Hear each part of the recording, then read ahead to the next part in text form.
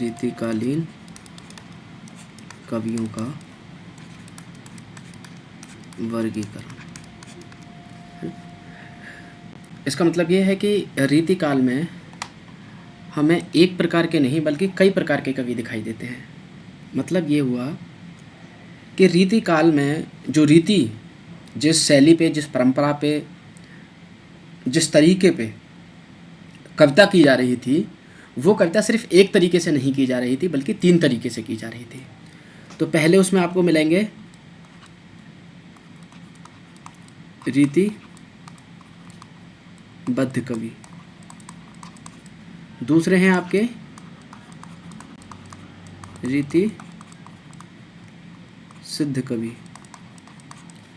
और तीसरे प्रकार के हैं आपके रीति मुक्त कवि। क्या है ये? देखिए, रीतिबद्ध कवि हम उनको कहते हैं जिन्होंने संस्कृत के काव्य लक्षण ग्रंथों के आधार पर, क्योंकि संस्कृत से लक्षण ग्रंथ लिखे जा रहे थे, उनके आधार पर,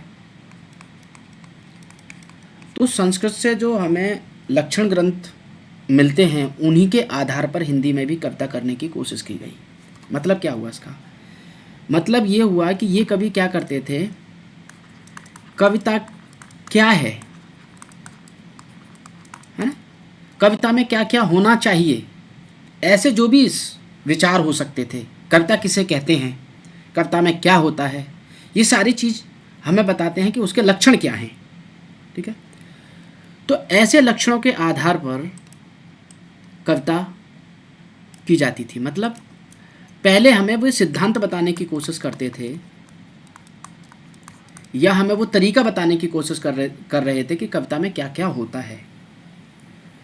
तो मतलब सिद्धांतों की परिभाषा बताना,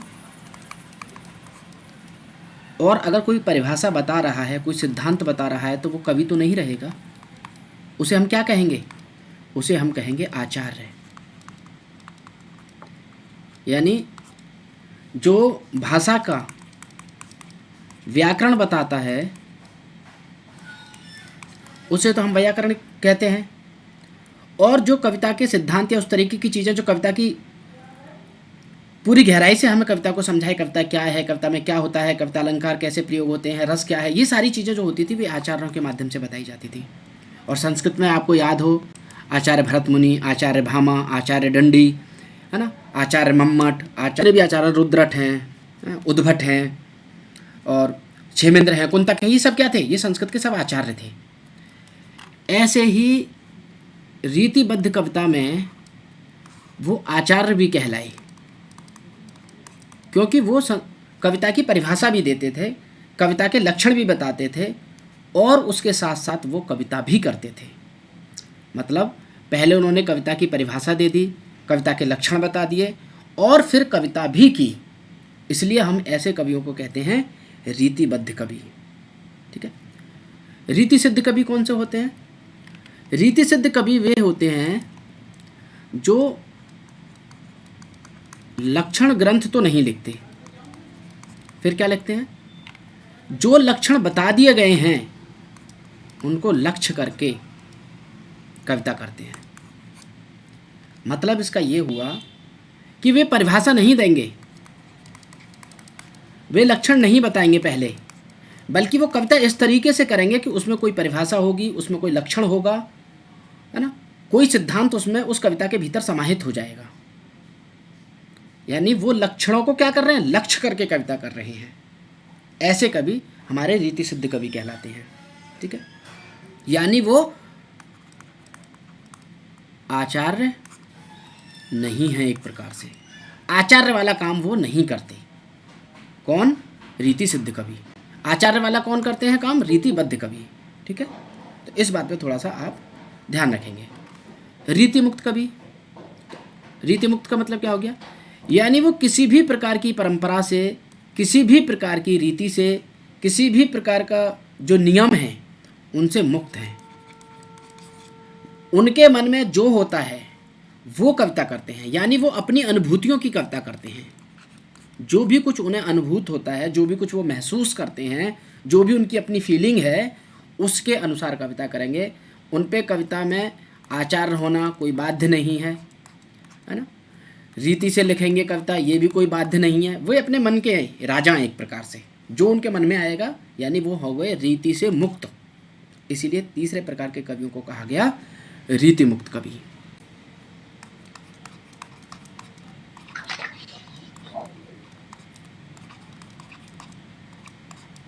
रीतिबद्ध कवि, रीतिबद्ध कवि कौन कौन है, ठीक है। तो देखिए इसमें रीतिबद्ध कवियों में वे सभी कवि आ जाएंगे जो एक प्रकार से आचार्य हैं, ठीक है।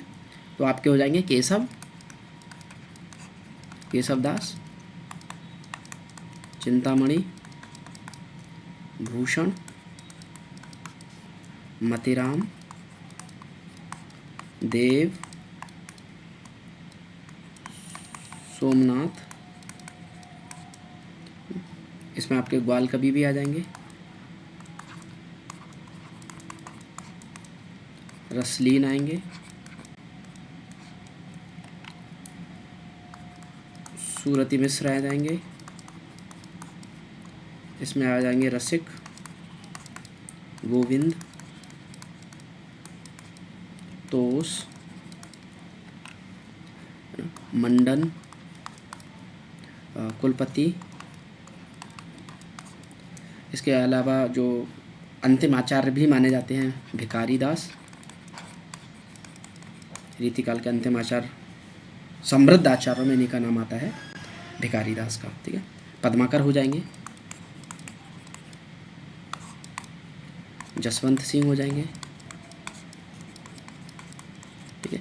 ये सब कैसे कवि, इनमें एक आध नाम और भी छूट रहा होगा। तो ये जो सारे कवि हैं ये आपके रीतिबद्ध कवि हैं। केशव दास है ना, केशव दास आपके अलंकारवादी कवि हैं, और चिंतामणि जो हैं आपके रसवादी कवि हैं।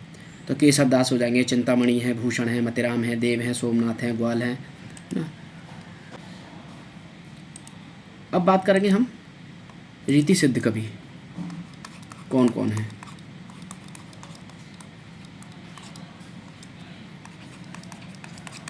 रीति सिद्ध कवियों में सबसे प्रतिनिधि कवि जो हैं, जिनका अक्सर पूछा जाता है एग्जाम में कि बताइए इनमें रीति सिद्ध कवि कौन है, तो रीति सिद्ध कवि हैं आपके बिहारी, मुख्य रूप से, है ना। सबसे बड़े कवि रीति सिद्ध कवियों में बिहारी का नाम लिया जाता है। और आप ध्यान से देखेंगे जब हम बिहारी सतसई पढ़ते हैं, उनकी एकमात्र रचना है बिहारी सतसई, और बिहारी सतसई से ही क्या हो गया है, वे अमर हो गए बिल्कुल। और आप देखेंगे तो ये लक्षण ग्रंथ नहीं है, इसमें कोई कविता की परिभाषा नहीं बताई गई है, क्योंकि आपने तो बिहारी सतसई तो पढ़ा होगा सबने। तो ये कैसा है, मगर आप एक एक दोहा देखेंगे तो उसमें कोई ना कोई सिद्धांत आपको कविता का दिखाई दे जाएगा कि इसमें दोहा का प्रयोग है, कौन सा अलंकार है, वो सारी चीज़ें हैं, है ना। लेकिन उस तरीके से नहीं है कि वो पहले बताएं और आचार हों। आचार वाला काम आपको बिहारी के यहाँ नहीं मिलेगा। तो बिहारी हो गए। दूसरे बिहारी के बाद में रीति सिद्ध कवियों में नाम आता है सेनापति का। आप इसको ध्यान में रखिएगा।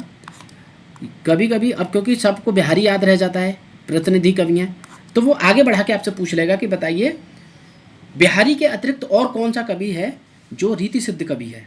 तो देखिए रीति सिद्ध कवियों में आपको सेनापति दूसरे महत्वपूर्ण कवि हैं। इसके बाद आपके रसनिधि हो जाएंगे।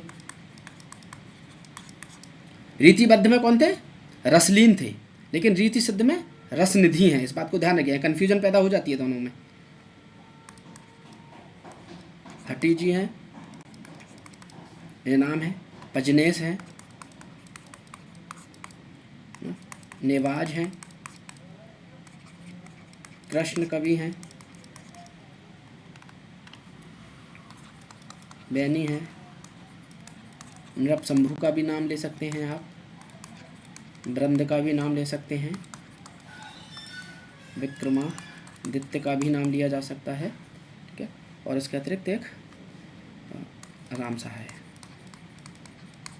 दास, ठीक है, राम सहाय दास। ये जो हैं आपके रीति सिद्ध कवि हैं। तो आपको इतने सारे नाम याद रखने की कोई आवश्यकता नहीं है। आपको नाम कौन से याद रखने हैं रीति सिद्ध में? रीति सिद्ध में नाम आपको रखना है बिहारी का, इसे नहीं भूलेंगे, सेनापति का, और अधिक से अधिक रखना चाहो तो रसनिधि का नाम भी आप रख सकते हैं, ठीक है। तो ये दो नाम तो आप बिल्कुल नहीं भूलेंगे, बिहारी और सेनापति का। क्योंकि ये रीति सिद्ध कवियों के बड़े महत्वपूर्ण कवि हो जाते हैं। पहले नंबर पे आपके प्रतिनिधि कवि, अगर पूछेगा कि रीति सिद्ध के प्रतिनिधि कवि कौन है, रीतिबद्ध के प्रतिनिधि कवि नहीं पूछेगा, पूछेगा रीति सिद्ध का कि रीति सिद्ध के प्रतिनिधि कवि कौन है, तो आपको याद रखना है ये बिहारी हैं।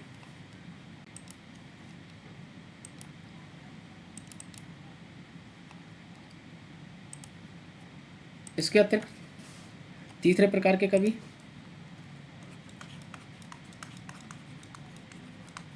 रीति मुक्त कवि।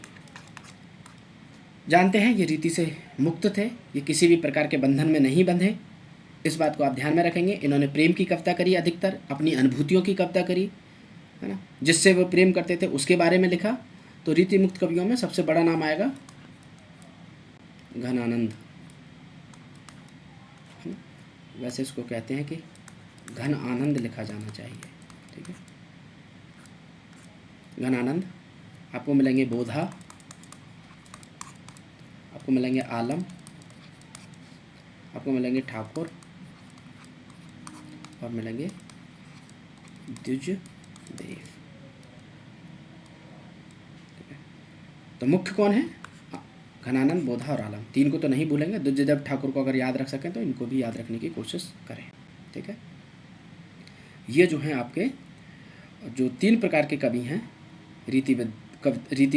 रीतिकालीन कविता में, उन तीनों के नाम और कौन कौन है इनको भी आप थोड़ा सा, क्योंकि अगर आप रीति मुक्त कवियों में 4 कवियों के नाम याद रखेंगे और रीति सिद्ध में लगभग 3-4 कवियों के नाम रखेंगे तो बाकी आप समझ जाएंगे कि बाकी जो कवि हैं वो रीतिबद्ध कविता से आए हैं।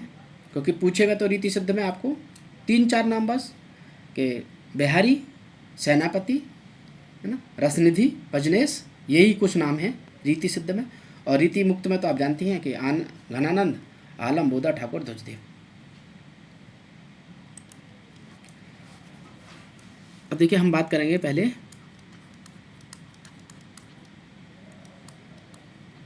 रीतिबद्ध कवि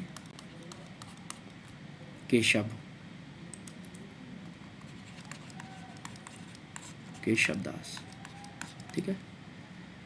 अब इस चीज़ को, एक चीज़ को आप ध्यान में रखेंगे, मैं पहले भी बता चुका हूँ, प्रतिनिधि कवियों में जब ये पूछा जाए कि रीतिकालीन कविता का प्रवर्तक कवि कौन था, अगर वहाँ शुक्ल आए, पूछे कि आचार्य रामचंद्र शुक्ल के अनुसार रीतिकालीन कविता का प्रवर्तक कवि कौन है, तब तो आपको चिंतामणि को लगाना है, ठीक है। ये पूछ लिया जाता बहुत।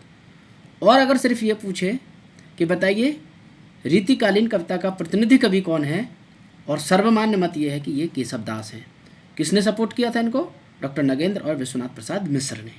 लेकिन सर्वमान्य मत यही है कि केशव ही जो है प्रतिनिधि कवि हैं, मगर शुक्ल के अनुसार, विशेष रूप से शुक्ल लगा के पूछे तो आप ध्यान रखिएगा, फिर हो जाएंगे आपके चिंतामणि।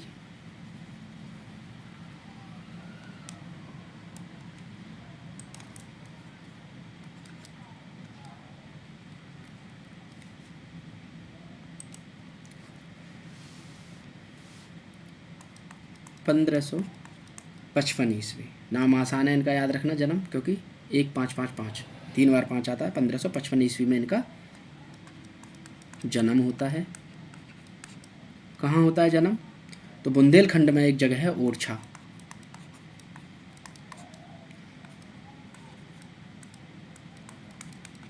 बुंदेलखंड में जगह है ओरछा। ओरछा में जो है इनका जन्म हुआ था। मृत्यु कब हुई? 1617 ईस्वी में मृत्यु होती है। आसान है इनका जन्म याद रखना और मृत्यु याद रखना। 1555 जन्म हो जाता है, 1617 में इनकी मृत्यु हो जाती है। क्या नाम था केशवदास के पिता का? काशीनाथ, ठीक है। एक बात ये भी पूछी जा सकती है कि बताइए केशवदास किस परंपरा को मानने वाले थे, किस संप्रदाय को मानने वाले थे? वैष्णव संप्रदाय को मानते थे, रुद्र को मानते थे, वल्लभाचार्य को मानते थे, किस संप्रदाय को मानते थे, ये पूछ लिया जाता है। तो आपको याद रखना है ये निम्बार्क संप्रदाय में दीक्षित थे।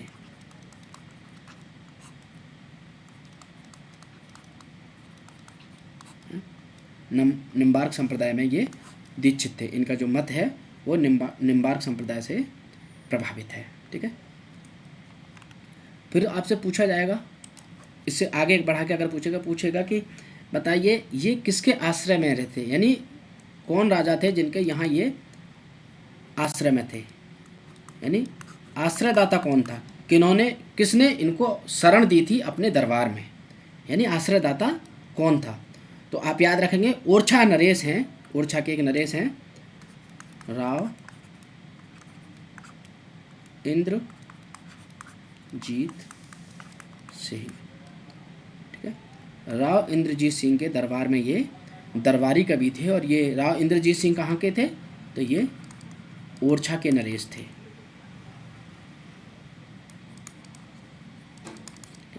ओरछा नरेश राव इंद्रजीत सिंह के दरबार में ये दरबारी कवि थे। कौन, केशव दास। कब जन्म हुआ, 1555 में, और मृत्यु कब हुई, 1617 ईस्वी में। ठीक है, इतना आप जरूर ध्यान में रखेंगे, ये उनका थोड़ा सा सामान्य परिचय है। दूसरा, आप केशव के बारे में एक बहुत महत्वपूर्ण बात ये भी है, इनको कहा जाता है कठिन काव्य का प्रेत। ठीक है, कठिन काव्य का प्रेत, प्रेत माने भूत होता है, यानी ये बहुत ही कठिन काव्य लिखते थे। अब देखिए एग्जाम में पूछा जा सकता है कि बताइए किसने कठिन काव्य का प्रेत कहा केशव दास को, तो आपको जाना है शुक्ल के साथ। लेकिन याद रखिएगा ये सबसे पहले शुक्ल ने नहीं कहा था।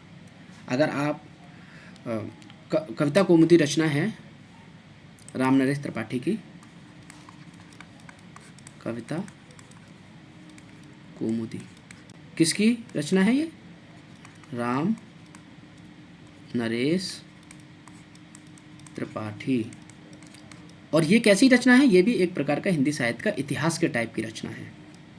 ठीक है, तो कविता कौमुदी में रामनरेश त्रिपाठी कहते हैं कि पहली बार केशव को कठिन काव्य का प्रेत देव ने कहा था, जो इनके समकालीन यानी रीतिकाल के ही एक कवि हैं। तो देव ने सर्वप्रथम केशव को कठिन काव्य का प्रेत कहा है, लेकिन देव पूछा नहीं जाता, देव ऑप्शन में ही नहीं होते।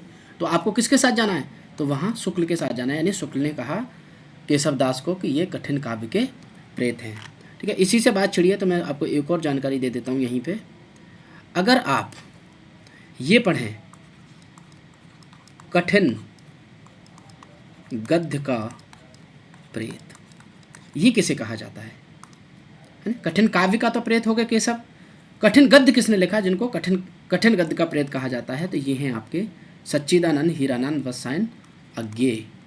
और कौन से अज्ञेय, जो प्रयोगवादी कविता में है, जिन्होंने तार सप्तक की शुरुआत की, जिनका उपन्यास शेखर एक जीवनी है। ठीक है, तो वो अज्ञेय को कठिन गद्य का प्रेत कहा जाता है, और काव्य का प्रेत कहा जाता है केशव दास को, कठिन काव्य का प्रेत। ठीक है, तो आप इस बात को थोड़ा सा ध्यान में रखेंगे। बात अब ये आती है कि जो केशव दास हैं ये कैसे कवि हैं, मतलब किस परंपरा को फॉलो करते हैं। तो केशव जो हैं आपके अलंकारवादी हैं। ठीक है, क्या है ये, अलंकारवादी। ध्यान से पढ़िएगा क्योंकि आपके सिलेबस में है केशव, यहाँ से प्रश्न आने की बिल्कुल संभावना होगी, और ज़्यादा से ज़्यादा जो सिलेबस में कवि लगे हुए हैं उन्हीं की घूम फिर के कोई गहरी बात या कोई हल्की बात ज़्यादातर पेपर में इन्हीं की दिखाई देगी। तो केशव क्या है, अलंकारवादी आचार्य हैं। केशव को किसने प्रवर्तक कवि माना, रीतिकाल का प्रवर्तक। तो ठीक है, इसमें आपको नाम लेंगे डॉक्टर नगेंद्र का और विश्वनाथ प्रसाद का।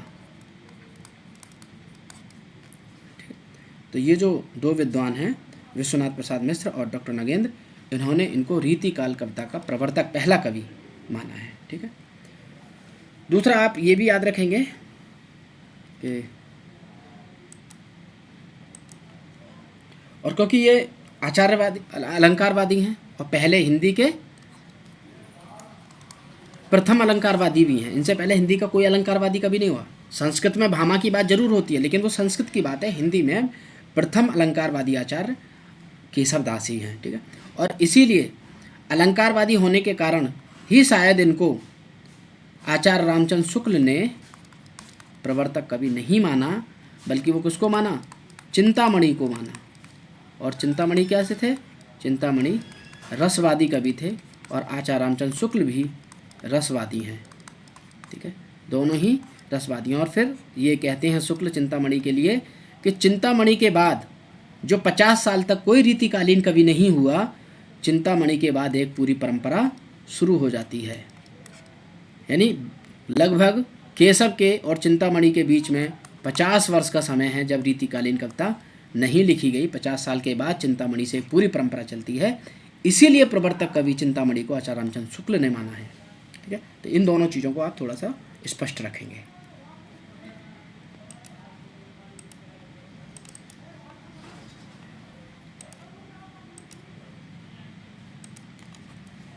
दूसरा, इनको ये भी पूछ लिया जाता है कि आचार्य भिखारी दास ने केशव को क्या कहा था। तो उन्होंने उनको तारा, और तारा नहीं मिलेगा, वहाँ मिलेगा आपको उड्डगन। उड्डगन किसको कहा जाता है, तारे को कहा जाता है। तो भिखारी दास ने केशव को उड्डगन कहा था। कैसे कहा था, तो एक कविता है उनकी, सूर सूर तुलसी शशि,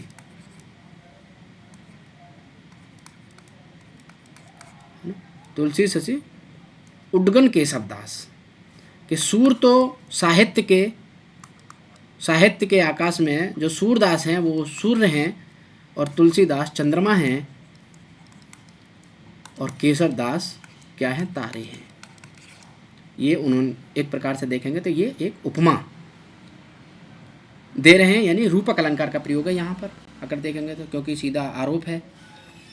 तो रूपक अलंकार के माध्यम से कविता कहने की कोशिश करी उन्होंने कि सूर सूर तुलसी शशि उड्डन केशव दास। केशव दास तारे हैं, तुलसीदास चंद्रमा हैं, और सूरदास जो सूर्य हैं, किसके, साहित्य जगत के, आकाश के। और ये बात किसने कही, ये बात कही भिखारी दास ने, ठीक है। तो अब इससे ये अर्थ निकलता है कि उड्डगन यानी तारा केशव दास को किसने कहा, तो ये कहा था भिखारी दास ने। एक और पूछ लिया जाता है, अक्सर नेट के एग्जाम में पूछा गया था एक बार, कि कोर्ट का कवि केशव को किसने कहा था, तो ये कहा था विजयपाल मिश्र ने। एक विद्वान हुए हैं विजयपाल मिश्र, उन्होंने केशव को कोर्ट का कवि कहा है, ठीक है। तो इसको थोड़ा सा नहीं भी याद रखेंगे तो इतनी कोई आवश्यकता नहीं है, लेकिन बाकी ऊपर जो भी कुछ उनके उपनामों के संदर्भ में बातचीत हुई है उसे ज़रूर ध्यान में रखेंगे। अब बात करते हैं हम केशव दास की रचनाओं की।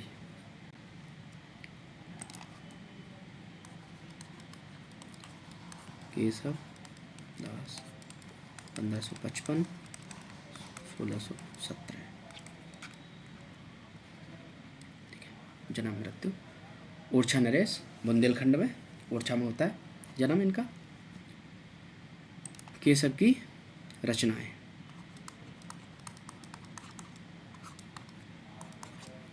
सबसे पहली रचना है इनकी रसिक प्रिया। कब की है ये रचना,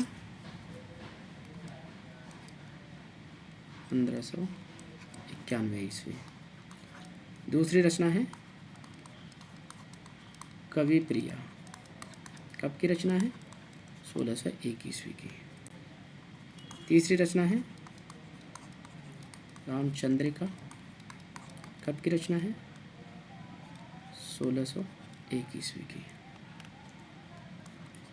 चौथी रचना वीर सिंह देव चरित, कब की रचना है, तो ये लगभग से 6 साल बाद की, यानी 1607 ईस्वी की।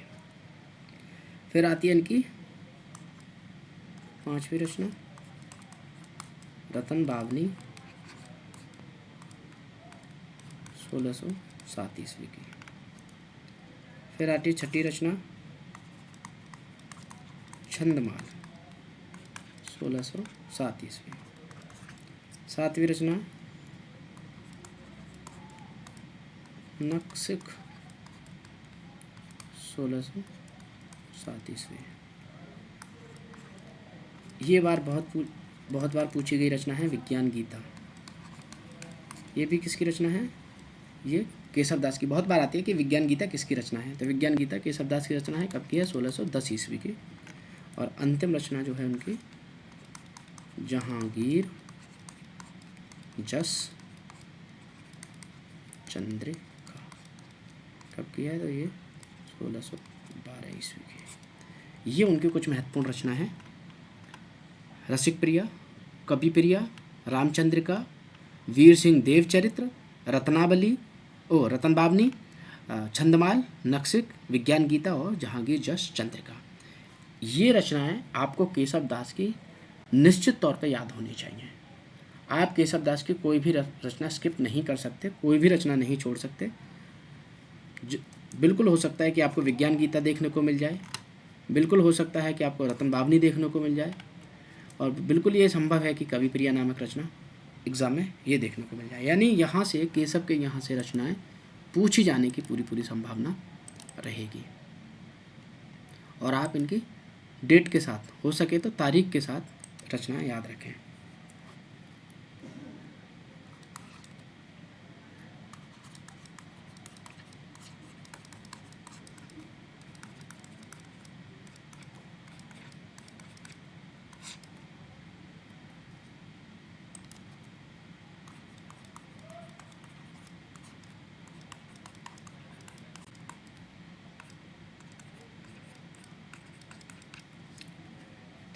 क्या है इस रचना में, रसिक प्रिया में? तो आप इतना याद रख सकते हैं, रसिक प्रिया जो रचना है, क्या प्रिय है यहाँ पर? रस प्रिय है। इस शब्द को थोड़ा सा ध्यान में रखेंगे, रस को, रस प्रिय है इसमें, है ना? तो इसीलिए पहली बात तो इस रचना की ये है कि ये नायिका भेद की रचना है। यानी इसमें क्या किया गया है? नायिका भेद मिलेगा, यानी नायिका किस प्रकार की होती हैं उनके बारे में बात करती हुई ये पुस्तक दिखाई देगी। दूसरा, रस निरूपण। रस का स्वरूप क्या है, रस का निरूपण कैसे, रस के संबंध में सारी चीज़ें हैं, ये आप यहाँ देखेंगे तो रस मिलेगा।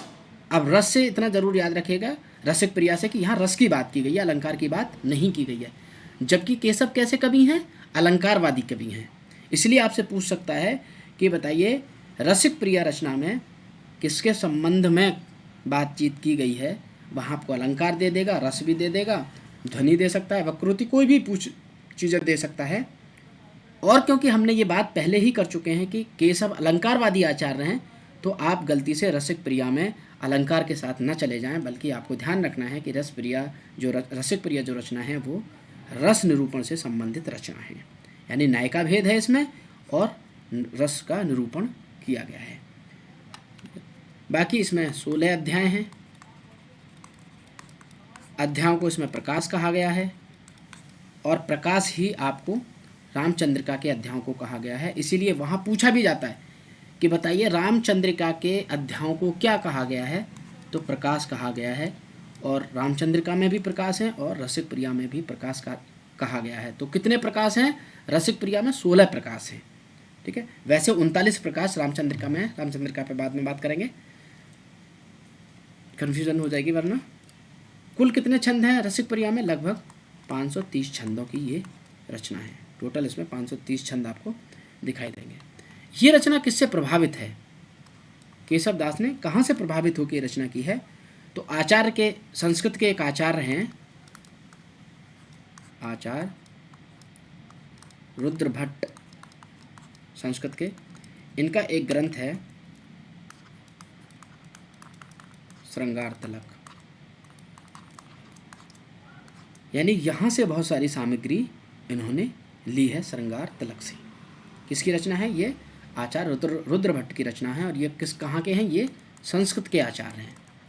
जो संस्कृत में उन्होंने ग्रंथ लिखा था श्रृंगार तलक, वहाँ से बहुत अधिक सामग्री आपको इस रचना में दिखाई देगी, रसिक प्रिया में, जो 1591 ईस्वी में केशव दास ने लिखी है। ठीक है, और वैसे इसको याद रखने की कोई आवश्यकता है नहीं, नेट के एग्ज़ाम नहीं दे रहे हैं तो। विवाद एवं आधि दो संचारी भावों की बात इस रचना में केशव ने की है। ये नई उद्भावनाएं हैं उनकी संचारी के संबंध में। विवाद और आधि विद्वानों ने इसको स्वीकार नहीं किया, वो अलग बात है, लेकिन फिर भी केशव ने इन दो नए संचारियों की उद्भावना करने की कोशिश की है, विवाद और आधि की। ठीक है, किस रचना में? इसी में, रसिक प्रिया में। अब बात करते हैं हम उनकी दूसरी रचना की।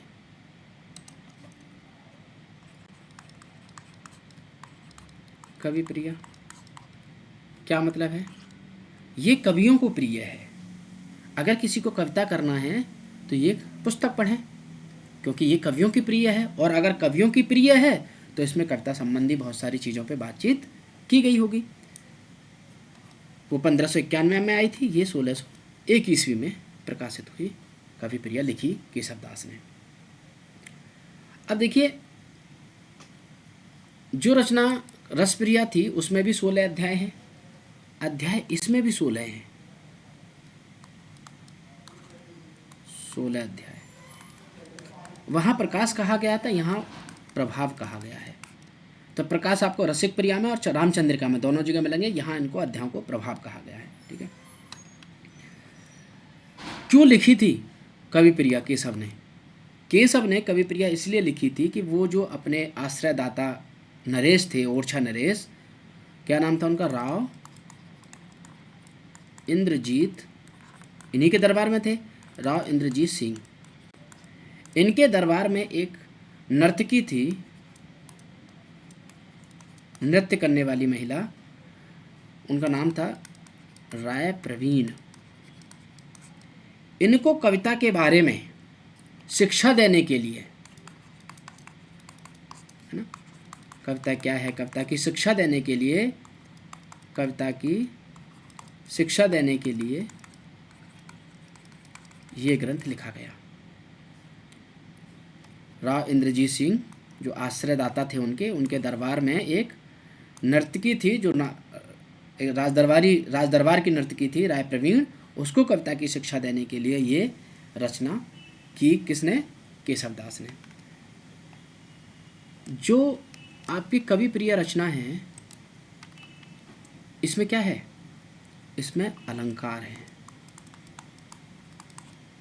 ठीक है, अलंकार का विवेचन है, ध्यान रखिएगा। इसका जो वर्ण विषय है वो अलंकार है। रसिक प्रिया में रसिक से आप याद रखेंगे कि वहाँ रस था, लेकिन कवि प्रिया में क्योंकि ये अलंकारवादी थे तो यहाँ पर अलंकार का विवेचन किया गया है। और अलंकारों को दो भागों में बांट के विवेचन किया गया, यानी सामान्य अलंकार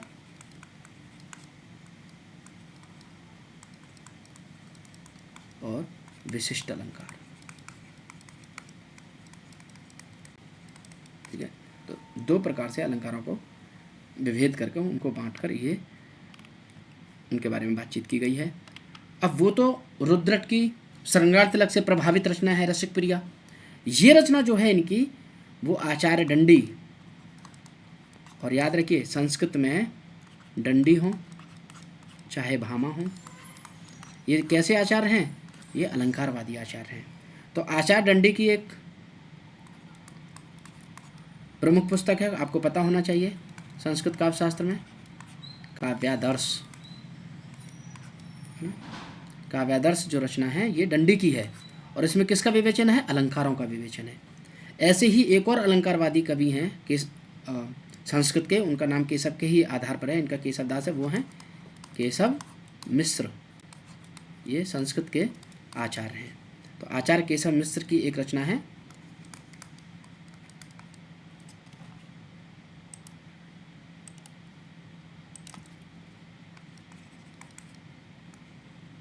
अलंकार शेखर। ये दो पुस्तक हैं, काव्यादर्श और अलंकार शेखर। इनसे प्रभावित है आपकी कवि प्रिया रचना। ठीक है, इनके आधार पर कवि प्रिया रचना की रचना हुई है।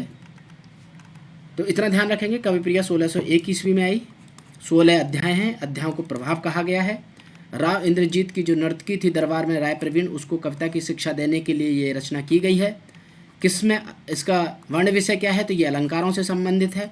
अलंकारों को दो भागों में बांट कर देखा गया है, विशिष्ट सामान्य अलंकार और विशिष्ट अलंकार। ये रचना किससे प्रभावित है, किस आधार पर लिखी गई, तो आचार्य दंडी की काव्यादर्श और केशव मिश्र की अलंकार शेखर, ये दो रचना हैं जिनके आधार पर आपको कवि प्रिया रचना देखने को मिलेगी।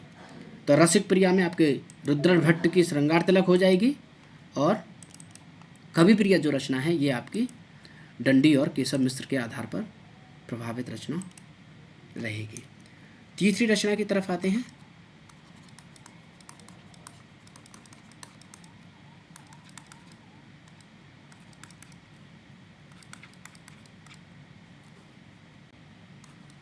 हमारे सिलेबस की रचना,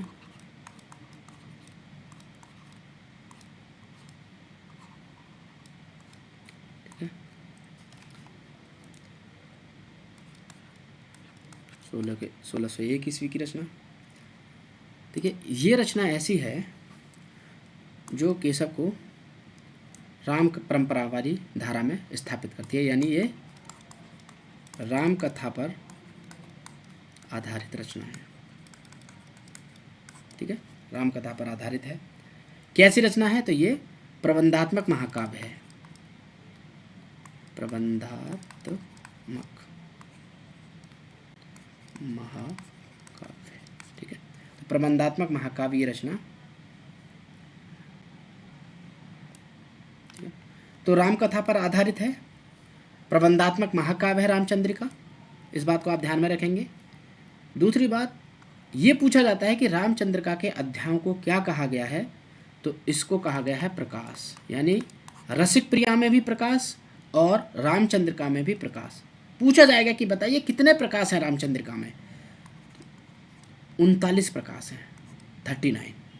ठीक है, ये सारी जानकारी आप जरूर रखेंगे याद। रामचंद्रिका से संबंधित रामकथा पर आधारित प्रबंधात्मक महाकाव्य, टोटल अध्याय 39, यानी उनको प्रकाश कहा गया है। कुल कितने छंद हैं इसमें, तो कुल छंद मिलेंगे आपको 17 यानी 1717। ठीक है, ये जो रचना है रामचंद्रिका, इस रचना में लगभग 58 प्रकार के छंदों का प्रयोग, कितने 58 प्रकार के छंदों का प्रयोग आपको रामचंद्रिका में दिखाई देगा। इसी के कारण, क्योंकि इसमें 58 छंद हैं, इसी के आधार पर इसे कहा जाता है छंदों का अजायब घर। अजायब घर तो समझते होंगे ना आप, है ना, जो जहाँ पर बहुत सारी चीज़ें, विचित्र सारी चीज़ों को इकट्ठा करके रखा जाता है, अजायब घर। ठीक है, तो छंदों का अजायब घर कहा जाता है इसी 58 प्रकार के छंदों का प्रयोग हो जाने के कारण। और किसने कहा रामचंद्रिका को छंदों का अजायब घर, किसने कहा, राम स्वरूप चतुर्वेदी। हिंदी साहित्य, भाषा और संवेदना का विकास, इनका इतिहास है। हिंदी साहित्य, भाषा और संवेदना का इतिहास किनका, रामस्वरूप चतुर्वेदी का। तो क्योंकि ये बड़े अच्छे आलोचक हैं, बड़े अच्छे इतिहास साहित्य इतिहासकार भी हैं रामस्वरूप चतुर्वेदी, और किस परंपरा के हैं, तो ये आचार्य रामचंद्र शुक्ल की परंपरा के इतिहासकार हैं रामस्वरूप चतुर्वेदी। इन्होंने ही कहा रामचंद्रिका को छंदों का अजायब घर। ठीक है, बात छिड़ी है तो यहीं पे आप सुनते जाएं। छंदों का अजायब घर पृथ्वीराज रासो को भी कहा जाता है, पृथ्वीराज रासो को भी कहा जाता है। और पहली बार इसका प्रयोग माता प्रसाद गुप्त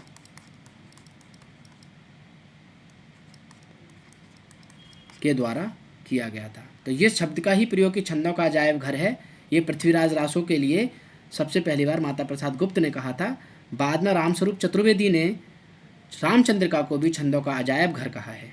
ठीक है, तो माता प्रसाद गुप्त तो कहते हैं पृथ्वीराज रासो के लिए, और रामस्वरूप चतुर्वेदी कहते हैं रामचंद्रिका के लिए। ठीक है, इतना आप याद रखेंगे। अगर वहाँ पर आपसे ये पूछ लिया जाए कि बताइए छंदों का अजायब घर किसे कहा जाता है, और ना वहाँ माता प्रसाद गुप्त हों और ना ही रामस्वरूप चतुर्वेदी हों। ध्यान में रखिएगा, प्रश्न पूछा जाए कि बताइए छंदों का अजायब घर किसे कहा जाता है, और अगर वहाँ पे पृथ्वीराज रासो और रामचंद्रिका दोनों ऑप्शन में हों और लेखक का नाम ना हो, तब आपको क्या कहाँ जाना? भाई पृथ्वीराज रासो भी है, रामचंद्रिका भी है, तब आपको रामचंद्रिका के साथ ही जाना है, क्योंकि अधिकतर बार आयोगों ने इसी को स्वीकार किया है। ठीक है, तो इसको भी थोड़ा सा ध्यान में रखिएगा। अगर वैसे पूछ ले कि माता प्रसाद गुप्त ने किसको कहा है, तो फिर तो आप ध्यान रखेंगे कि पृथ्वीराज रासो, और पूछ ले कि रामस्वरूप चतुर्वेदी ने किसको कहा है, तो फिर आप याद रखेंगे रामचंद्रिका। मगर वहाँ पर लेखक का नाम न लेकर सीधा ये पूछा जाए कि बताइए किस रचना को छंदों का अजायब घर कहा जाता है, और वहाँ पर पृथ्वीराज रासो भी हो और रामचंद्रिका भी हो, तब आपको रामचंद्रिका के साथ ही जाना चाहिए।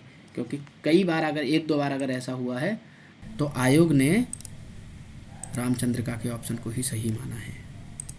ठीक है, दूसरा, रामचंद्रिका की सबसे बड़ी विशेषता क्या है?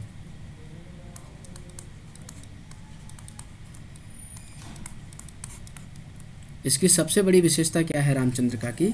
तो ये है इसमें संवाद योजना की सफलता। इतने सुंदर संवाद कैसे होने चाहिए ये आप रामचंद्रिका से देख सकते हैं। बहुत ही सुंदर संवाद, जब आप देखेंगे अंगद का रावण का संवाद तो आप चकित रह जाएंगे। इतनी सुंदर संवाद आपको और कहीं कविता में नहीं दिखाई देंगे जैसे रामचंद्रिका में दिखाई देते हैं। इसीलिए आचार्य रामचंद्र शुक्ल की एक बात और याद रखेंगे आप। आचार्य रामचंद्र शुक्ल ने केशव को कहा था कि इनको कभी हृदय नहीं मिला था। किसको? केशव को। किसने कहा? शुक्ल ने। क्यों कहा? क्योंकि संवाद योजना तो बहुत अच्छी प्रयोग की है रामचंद्रिका में केशव ने, मगर जब कोई मार्मिक पक्ष आए,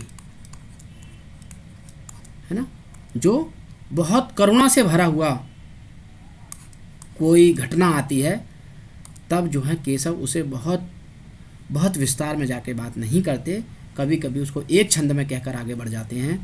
और इसका सबसे अच्छा उदाहरण आपको रामचंद्रिका में दिखाई देगा, भरत मिलाप। जब राम से मिलने भरत जाते हैं और कहते हैं कि भाई वापस चलिए, मैं तुम्हारे बिना राजपाट नहीं चला पाऊंगा, अब यही भरत मिलाप आप तुलसी के यहाँ पढ़िए, तो आप ऐसा लगेगा जैसे आप करुणा से भर जाएंगे, जैसे कि बस आपके आंसू अभी टपके। आप उसको मैथिली शरण गुप्त के यहाँ पढ़िए, तब भी आपको बड़ा आनंद आएगा, है ना। केकई का पछतावा पूरा मैथिली शरण गुप्त के यहाँ पर तो केकई का पछतावा ही है। केकई पछता रही हैं कि बेटा मैंने गलती कर दी, मुझे ऐसा नहीं कहना चाहिए था, और मैं तो तुम्हारी माँ हूँ, तो मुझे माफ़ नहीं कर सकते हो, क्या वापस नहीं चल सकते हो। लेकिन भरत मिलाप में केशव के यहाँ रामचंद्रिका में सिर्फ एक संवाद में बात खत्म हो जाती है। यानी मार्मिक पक्षों की विस्तार होना चाहिए जिस प्रकार से, वैसा विस्तार आपको नहीं मिलेगा रामचंद्रिका में। इसीलिए आचार्य रामचंद्र शुक्ल ने केशव को कहा कि इनको कभी हृदय नहीं मिला था। और केशव खुद भी कहते हैं अपने बारे में कि भाई मैंने कविता करी है जो भाषा में, ये बड़ी बात है। क्यों बड़ी बात है? क्योंकि मेरे कुल में, यानी मैं ऐसे ब्राह्मण कुल में जन्मा हूँ जहाँ के जो दास हैं, जो नौकर हैं, जो सर्वेंट हैं, वे भी भाषा नहीं बोलते। वो भी किस में बात करते हैं? संस्कृत में। और मैं तो पूरी रामचंद्र का ही हिंदी यानी भाषा मैं लिख रहा हूँ। और भाषा कौन सी है? ब्रज भाषा। रामचंद्रिका की भाषा कौन सी है? ब्रज भाषा। तो मैं तो भाखा में कविता कर रहा हूँ। ये जो भाषा है, मेरे तो कुल के दास भी नहीं बोलते। मैं ऐसे ब्राह्मण कुल का, ऐसे संस्कृत उच्च कुल का व्यक्ति हूँ। ये बहुत बड़ी बात है जो मैंने भाषा में कविता कर दी है। जिनके कुल के दास, भाषा बोले ही नहीं जिनके कुल के दास। ये सब अब देखिए कितना अहंकार है कि सब में। ये भाई हमको छोटा मोटा मत समझिए, आप बहुत बड़े आदमी हैं हम। संस्कृत तो हमारे यहाँ के नौकर बोलते हैं, फिर भी हम जो है हिंदी में कविता, ब्रज भाषा में कविता कर रहे हैं। बहुत बड़ा एहसान है आप पे। तो इसीलिए कुछ चीज़ों के आधार पर ये कहा जाता है केशव के लिए कि केशव को कभी हृदय नहीं मिला था। और ये किसने कहा था? ये शुक्ल ने कहा था। ठीक है, ये बात स्पष्ट हो गई है बहुत अच्छे से। शायद आप इसको याद रखेंगे, भूलेंगे नहीं कि किसको कहा जाता है कि कभी हृदय नहीं मिला। आचार्य रामचंद्र शुक्ल ने किसके लिए कहा? तो ये कहा केशव दास के लिए, क्योंकि इनको मार्मिक स्थलों की पहचान ना होना था कि कौन से मार्मिक स्थल हैं, उनकी कैसे पहचान की जानी चाहिए, इसका इनमें अभाव है। और रामचंद्रिका में ये चीज़ मिलेगी आपको, मार्मिक स्थलों की पहचान ना होना, है ना। कौन से बड़े ठहर के बात करनी है जिन पे बहुत देर तक, ऐसे स्थानों की पहचान केशव को रामचंद्रिका में नहीं मिलती। इसीलिए इनको कहा कि कभी हृदय केशव को नहीं मिला। ठीक है,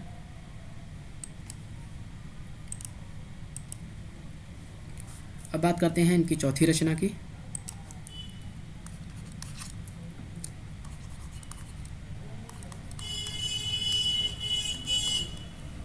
वीर सिंह देव चरित्र 1607 ईस्वी।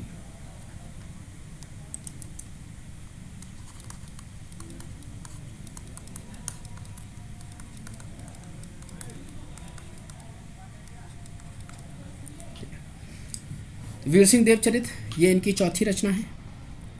महत्वपूर्ण रचना है। महत्वपूर्ण क्या है? अच्छी रचना है। इसमें कुल 14 अध्याय मिलेंगे आपको।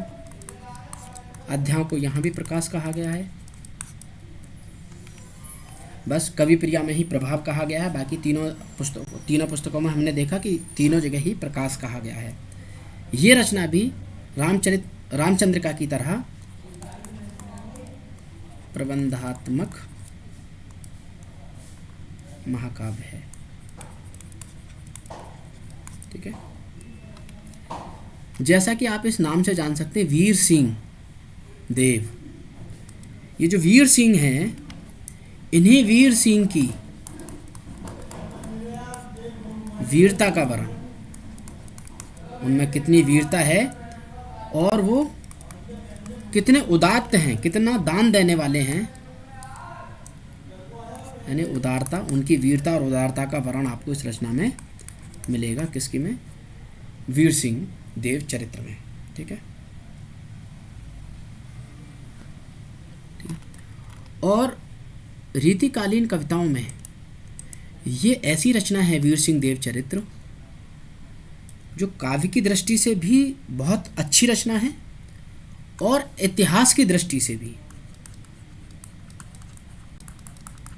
ऐतिहासिकता की दृष्टि से भी बहुत अच्छी रचना है। मुझे तो कभी कभी समझ में नहीं आता कि हम रीतिकाल में केशव की रामचंद्रिका पढ़ते हैं, बल्कि हमको पढ़नी चाहिए ईमानदारी से वीर सिंह देव चरित्र। भाई, इस रचना से हमको ऐतिहासिकता का पता चलता है, उस समय का कैसा इतिहास है। और शुक्ल ने खुद ये कहा है, जब आप हिंदी साहित्य का इतिहास पढ़ेंगे केशव के संदर्भ में, तो वो कहते हैं कि ऐतिहासिकता एवं काव्यत्व की दृष्टि से वीर सिंह एक बेजोड़ रचना है। ठीक है, तो ये जो बात है ये आचार्य रामचंद्र शुक्ल के द्वारा की गई है।